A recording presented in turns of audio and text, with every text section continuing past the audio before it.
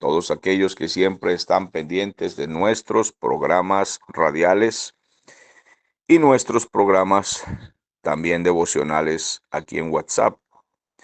Para todos ustedes, un saludo cordial.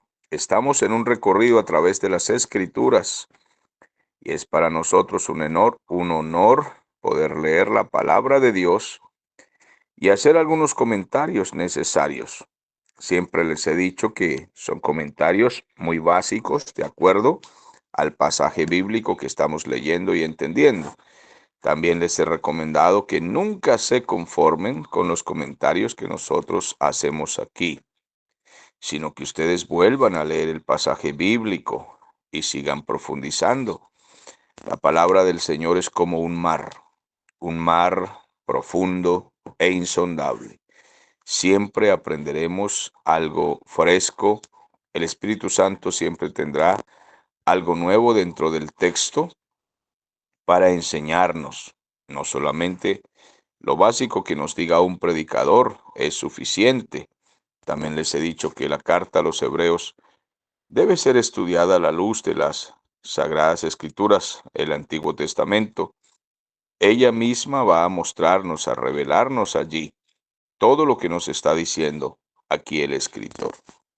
Entonces, iniciamos hoy, estamos en el capítulo 10 y advierto que haré lectura en gran parte del capítulo porque estuve revisándolo una vez más y encuentro que es repetición de lo mismo que estamos diciendo en los capítulos anteriores.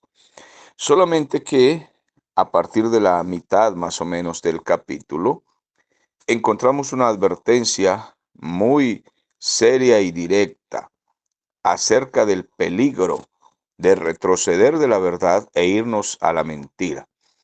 Es apostasía, abiertamente apostasía. Se cae en maldición, en pecado, y el Señor advierte claramente para aquellos que no afirman sus pasos en la verdad. Quizás algunos textos aquí hayan sido anteriormente mal entendidos, mal interpretados por los lectores. Es muy posible que a algunos se le aclare la mente con la lectura y el comentario de hoy. Así de que tengamos en cuenta lo que hemos dicho. Haremos lectura en gran parte del capítulo porque son cosas que ya estamos diciendo en los estudios anteriores.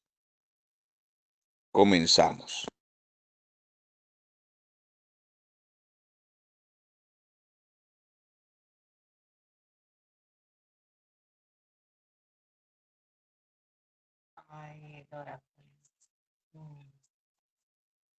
Porque la ley, teniendo la sombra de los bienes venideros, no la imagen misma de las cosas, nunca puede, por los mismos sacrificios que se ofrecen continuamente cada año, hacer perfectos a los que se acercan.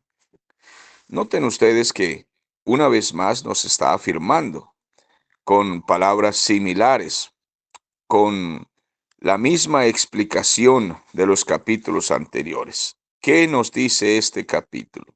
Que la ley es insuficiente, que la ley es débil, que la ley no puede producir vida, que la ley no puede darnos paz en la conciencia, que los sacrificios de las obras y el esfuerzo del hombre por salvarse a sí mismo y justificarse a sí mismo no es suficiente.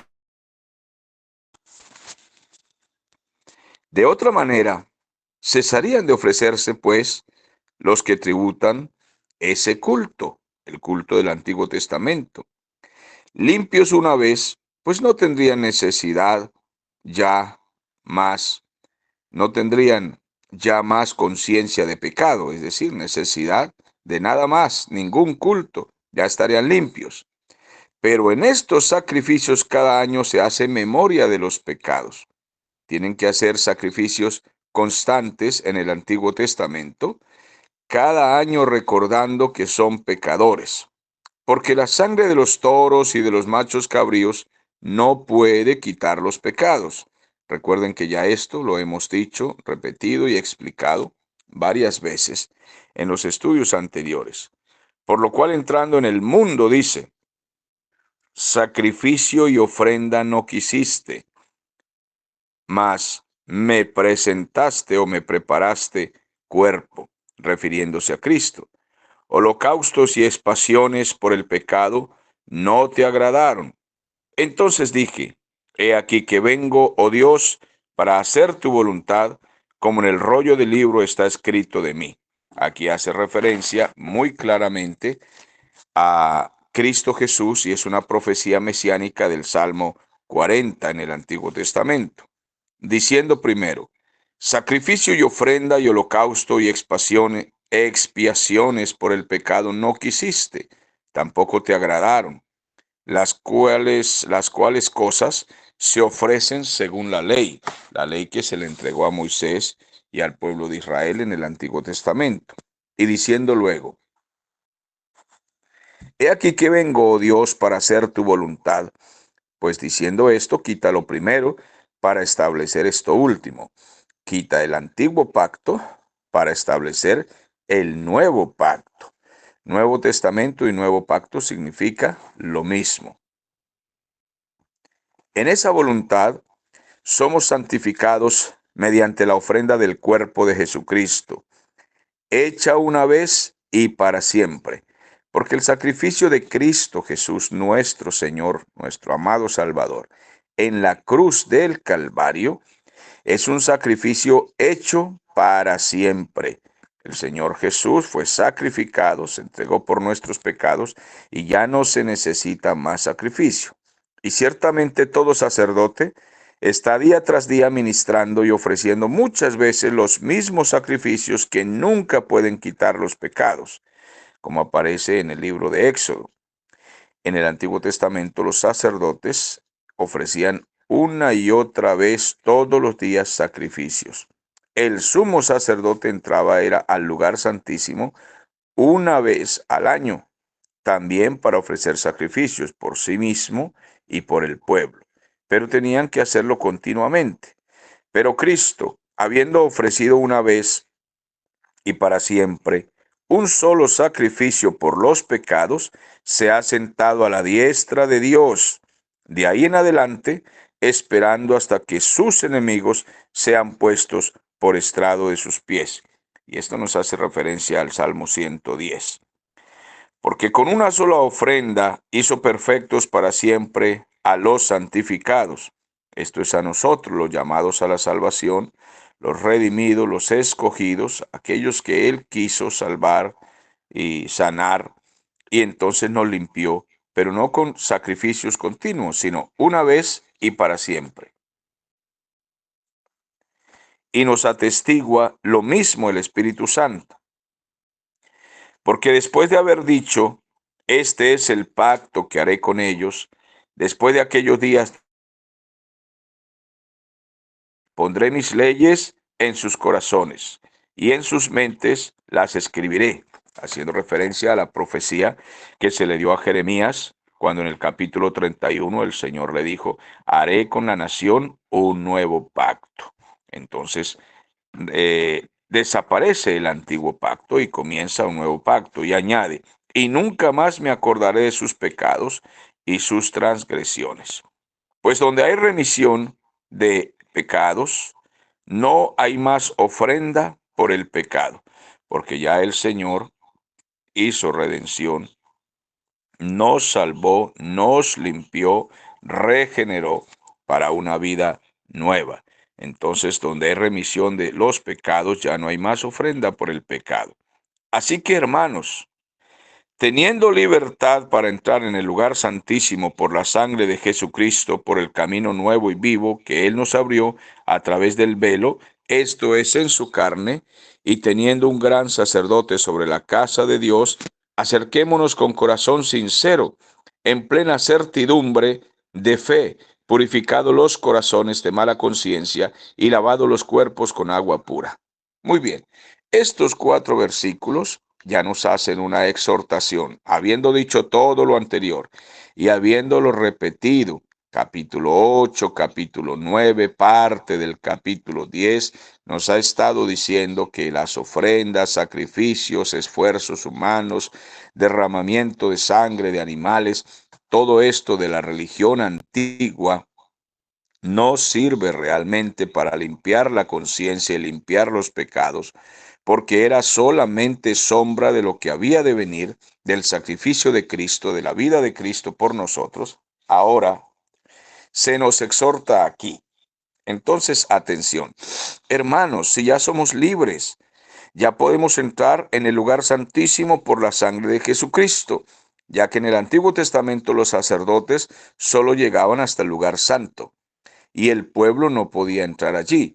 Pero al lugar santísimo solamente entraba el sumo sacerdote una vez al año, solamente una vez al año, y esto debía ser con sangre de animales para, para poder entrar a la presencia del Señor, sacrificio por sus propios pecados y los pecados del pueblo.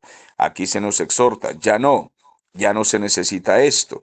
Ahora el pueblo, santificado por el Señor Jesús, puede entrar al lugar santísimo, es decir, a la misma presencia del Señor, por medio de Cristo Jesús. Dice que ahora es un camino nuevo y vivo, haciendo referencia precisamente al nuevo pacto y haciendo referencia vivo, pues a la resurrección de Cristo Jesús, porque el Señor Jesús no está muerto, sino que está vivo. Y Él nos abrió el camino. Él nos quitó ese velo que estaba allí y que no permitía que el pueblo entrara. Dice que ese velo fue quitado por el sacrificio de Cristo Jesús. Y ahora teniendo un gran sacerdote, se refiere a Jesucristo, sumo sacerdote, sobre la casa de Dios, podemos acercarnos. Pero ¿cómo debemos acercarnos? El versículo 22 nos dice, debemos acercarnos primero con un corazón sincero. Sinceridad. La hipocresía hace mal a la casa de Dios, hace daño a nuestra relación con Dios. La hipocresía en todo sentido, hipocresía con el Señor, cosa que pues no podemos engañarlo a Él. Hipocresía con nuestros hermanos, hipocresía de religión, apariencia externa. No podemos acercarnos al Señor para impresionarlo con una religión externa, fingiendo que somos algo, quizás vistiéndonos por fuera, quizás aparentando con ciertos rezos o rituales que somos algo. No, con un corazón sincero. Debemos acercarnos al Señor, sinceros en todo sentido y con plena certidumbre de fe. El que se acerca a Dios es necesario que crea que le hay, que Él escucha, que Él recompense, que Él recompensa, con fe en Él, con seguridad de que está allí escuchando, atendiendo, de que Él está pendiente de nuestras obras, de lo que hacemos, de todo en absoluto. Con plena certidumbre es confianza, confianza en Él. No hay que entrar nosotros desconfiando de que Él no nos atenderá, desconfiando de que Él nos ha mentido, que nos ha engañado. No, con plena certidumbre. Pero también purificados los corazones de mala conciencia. Si el Señor nos ha limpiado, Él entonces nos impulsará y nos guiará para que nuestras obras sean justas y sinceras, de manera que nuestra conciencia tenga paz, esté tranquila. No hay doblez, no hay ninguna carta sucia bajo la manga, no hay ningún truco. Al Señor no le podemos esconder nada. Entonces, purificados los corazones de toda mala conciencia, podemos ir en paz a Él. Paz en la conciencia, esto solo puede hacerlo el Espíritu Santo, y lavado los cuerpos con agua pura, haciendo referencia a la palabra de Dios y haciendo referencia a la obra del Espíritu Santo. Él obra con su palabra en nuestra vida, en nuestro corazón, aclara nuestros ojos, limpia nuestra vida y esto lo hace continuamente el Señor por un solo sacrificio que hizo Cristo Jesús por nosotros, suficiente su sacrificio por nosotros. Ahora el Señor continuamente nos limpia con su palabra. Miren lo importante que es levantarnos en la mañana y leer la palabra con un corazón sincero. Abrir la palabra con certidumbre de fe. Escuchar la voz de Dios purificando nuestros corazones de toda mala conciencia, y el Señor nos lava con su palabra, nos limpia. En el Antiguo Testamento, el libro de Levítico nos hablaba de lavamiento de agua, pero esto tenían que hacerlo de manera externa. Ellos querían, algunos, los que eran sinceros, querían limpiar su conciencia con estos rituales, pero realmente no podían. No podían como la palabra del Señor nos ha explicado. Pero hoy, por la sangre de Cristo Jesús, podemos leer la palabra de Dios con plena fe, hacer nuestras oraciones con toda tranquilidad, con sinceridad. No escondamos nada. No escondemos nada delante del Señor, no hay forma. Permitamos que el Señor obre en nuestra conciencia y en nuestra vida, en nuestras cosas internas, en nuestras batallas internas. Él es el único que puede purificarnos. Entonces se nos dice en el versículo 23 que de esa manera mantengamos firme, sin fluctuar, la profesión de nuestra esperanza, porque fiel es el que prometió. Entonces esa firmeza, esa fe debe ser sin fluctuar, debe ser sin vacilar, debe ser sin dudar entre dos aguas. ¿Será que me quedo en Cristo o vuelvo al mundo? ¿Será que me quedo en Cristo o me voy al paganismo? ¿Será que me quedo en Cristo o regreso a esas obras que yo pensaba que podían salvarme? Para estos hebreos, esa esa, ese doble pensamiento que ellos tenían. ¿Sigo en Cristo y practico la ley o me mantengo firme solamente en Cristo y en su obra en la cruz? El escritor les dice, manténganse firmes, sin fluctuar, solamente avancen en el nuevo pacto, en el Nuevo Testamento. Ya no vacilen, toda lo que ustedes están, toda su profesión, lo que ustedes están confesando, toda la esperanza debe ser puesta en el Señor, porque el Señor es fiel y Él prometió que nos hará avanzar en su camino de fe si nosotros descansamos en Él. Y considerémonos unos a otros para estimularnos al amor y a las buenas obras, que es el resultado de la salvación, y no son las buenas obras las que buscan o pueden hacer que seamos salvos, sino estimulémonos a hacer buenas obras por amor al Señor, por amor a nuestros hermanos, por amor a su obra, por amor a su palabra, por amor a lo que Él ha prometido, a lo que Él nos ha dicho. Confiemos en sus promesas y seamos estimulados unos a otros a hacer buenas obras siempre. Y una obra muy especial es no dejar de congregarse en la obra local, en la iglesia local, en el lugar donde el Señor nos ha puesto, nos ha llamado, especialmente cuando la iglesia del Señor se preocupa por la verdadera palabra del Señor. Allí debemos congregarnos, allí fielmente ayudar en la obra a nuestros hermanos, porque algunos tienen la costumbre de no congregarse. Hoy en día es muy difícil conseguir una iglesia sana, un ministerio sano que realmente quiera avanzar y ame la palabra del Señor, la verdad.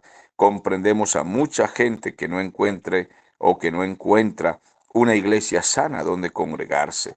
Amados, oramos por eso. Oramos por un despertar. Oramos por una nueva reforma. Oramos por un avivamiento verdadero, no un avivamiento de manifestaciones externas, emocionales, sino un avivamiento que despierte la conciencia hacia la palabra, que despierte nuestra vida hacia la verdad. Oramos por iglesias y pastores y evangelistas y creyentes que amen la palabra. Oramos porque se abran iglesias, porque sean renovadas las iglesias que están caminando en herejía o van camino a la apostasía. Oramos que se despierten a la verdad para que la gente pueda congregarse con tranquilidad y con paz y no hayan confusiones, divisiones, como está ocurriendo en muchas partes. Entonces podemos exhortarnos unos a otros, sabiendo que aquel día se acerca. aquel día de la venida del Señor, aquel día maravilloso. Estamos esperando a Cristo y podemos animarnos, exhortarnos unos a otros. Viene el Señor. Y bueno, a esta tierra le vienen juicios terribles y debemos tener nosotros reverencia delante del Señor y guardarnos para Cristo, sabiendo que a este mundo impío que ha rechazado su palabra le vienen cosas terribles. Ahora bien, a partir del versículo 26, la advertencia es muy fuerte, es frontal sobre aquellos que no hacen caso al llamado que el Señor viene continuamente en los capítulos anteriores, enseñando, exhortando, llamando, iluminando nuestro pensamiento. Dice, porque si pecamos voluntariamente, es decir, si nos apartamos del Señor, escuchando toda esta exhortación, si no hacemos caso a la verdad, habiendo escuchado tan repetidamente lo que se nos ha dicho, después de haber recibido este conocimiento de la verdad, entonces ya no queda más sacrificio por los pecados. Si la gente desprecia al Señor, si pisotea su verdad, pisotea su palabra, su sangre preciosa derramada en la cruz, ya no queda más sacrificio por los pecados. Voluntariamente están diciendo, despreciamos este camino, despreciamos esta verdad. Yo personalmente dudo de que esas personas hayan realmente consagrado su corazón a Cristo Jesús y se han rendido a la verdad. Lo dudo mucho. Y el Señor advierte que si pecamos entonces contra la verdad de manera voluntaria, de manera violenta, contra el conocimiento de la verdad, ya no queda más sacrificio por los pecados, sino una horrenda expectación de juicio y de hervor de fuego que ha de devorar a los adversarios. He aquí que este texto ha sido a veces mal entendido, mal interpretado por algunos que dicen, bueno, si un hermano se convierte al Evangelio y comete algún pecado, sabiendo que es pecado, pues entonces ya no hay nada que hacer por él, sino que se va a ir al infierno y ya Cristo perdió el tiempo con él.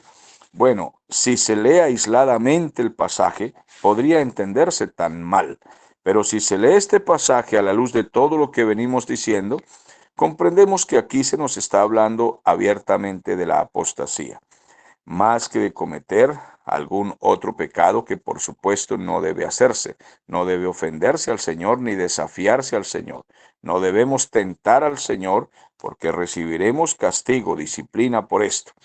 Pero aquí nos está hablando de los que se vuelven abiertamente a la apostasía, a la herejía, habiendo adquirido esta iluminación. Todo este pasaje bíblico, trozos gigantes, se nos ha dicho lo mismo, y aún así algunas personas dicen, desprecio lo que se me ha enseñado, no me interesa la sangre de Cristo, no me interesa la verdad, yo voy a seguir en mi paganismo, voy a seguir en mis rituales, voy a seguir predicando otras cosas y no lo que el Señor Jesús ha enseñado aquí.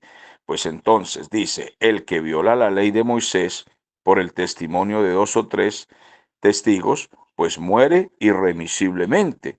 Si era pecado violar la ley de Moisés, ¿cuánto mayor castigo pensáis que merece el que pisotee, el que se atreve a pisotear al Hijo de Dios y tuviere por inmunda la sangre del pacto, del nuevo pacto en la cual fue santificado e hiciere afrenta al Espíritu de gracia, que es quien nos llama?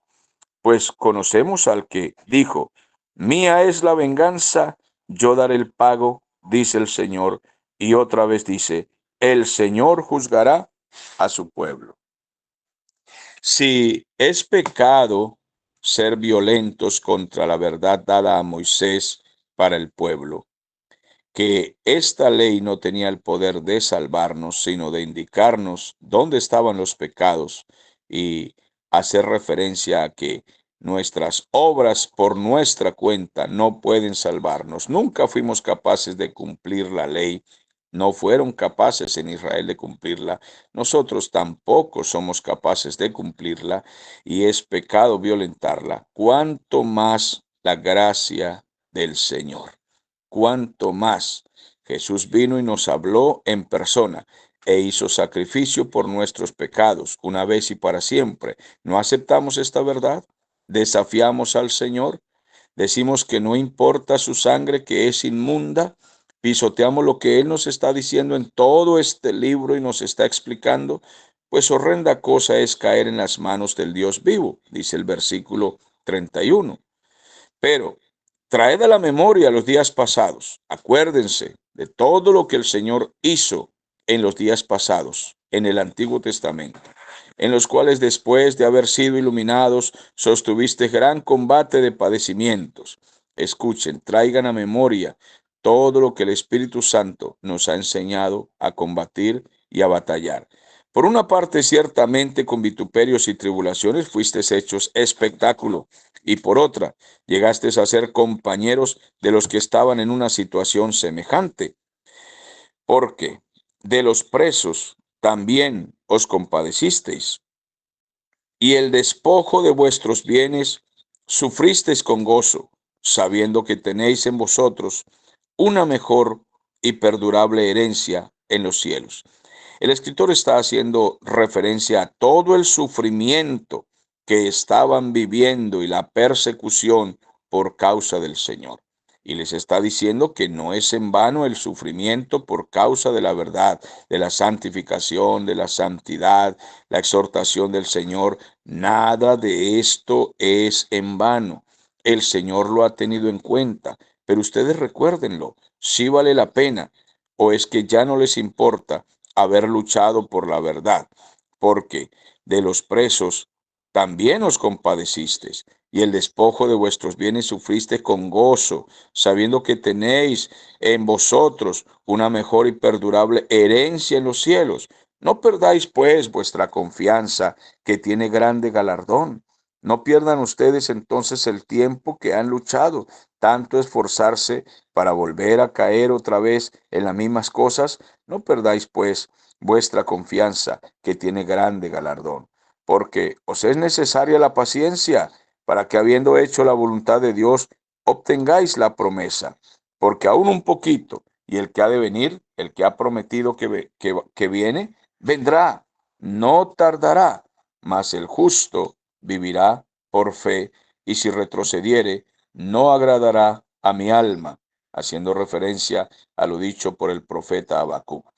Entonces el justo se sostiene por la fe, no por las obras. Se sostiene por la obra de Cristo Jesús. Mantengamos la fe en la obra de Cristo Jesús en la cruz del Calvario, porque es así que el justo se sostiene. Esa es su esperanza, esa es su verdad. Él se sostiene mirando a Cristo, creyendo que el Señor es suficiente, que si alguno se equivoca, si alguno falla, sabe que ha puesto sus ojos solamente en Cristo Jesús y Él les salvará. Pero nosotros no somos de los que retroceden para perdición, sino de los que tienen fe para preservación del alma. Nosotros los llamados, nosotros los escogidos, nosotros los sellados, los que hemos puesto la fe en Jesús, los que amamos al Señor, los que amamos su verdad, los que no amamos la herejía, los que no amamos el paganismo, los que no amamos el pecado, los que no despreciamos la sangre de Cristo, los que recordamos todo lo que ha sufrido el pueblo de Dios por causa de la verdad, los que amamos toda esta lucha como cuerpo de Cristo, los que amamos congregarnos, los que no queremos para nada pisotear la sangre del Señor, no somos de los que retroceden para perdición, sino de los que tienen fe para preservación del alma. Amados hermanos, un capítulo maravilloso. Como les dije, la mitad del capítulo es repetición de todas las lecturas de los capítulos anteriores. Es decir, una vez más nos afirma lo mismo. El antiguo pacto, lleno de rituales y sacrificios, es débil para salvar. No tiene el poder para salvar. Era sombra de lo que había de venir. Cristo, su obra maravillosa por nosotros. Muy triste ese dolor que se le causó al Señor, pero así lo quiso Dios. Su justicia cayó sobre el Señor una vez y para siempre, pero ahora se nos exhorta. Entonces mantengan la fe en lo que hizo el Señor.